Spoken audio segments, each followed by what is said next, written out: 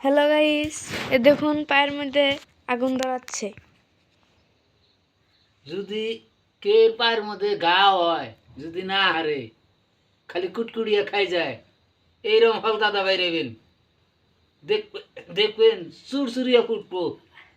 2-3 দিন পিঠাপিঠ বাইরেবেন, গাড়া আপনা আপনি হাইরে যাবো গা। আপনারা বিশ্বাস না করেন না, যদি যদি কাবার হইয়া থাকে একবার টারাই করে দেখবেন।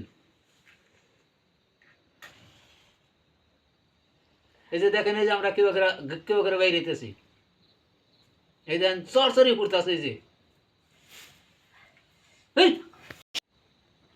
এর মধ্যে খালি মাহসাই আন্ডা দেখেছি চরচরি। 2-3 দিন আপনারা ট্রাই করবেন, 2-3 দিনের ভিতরে ঘাও ভালো হয়ে যাবে। এই হলতা এটা থিয়ে দে, বন্ধ কর।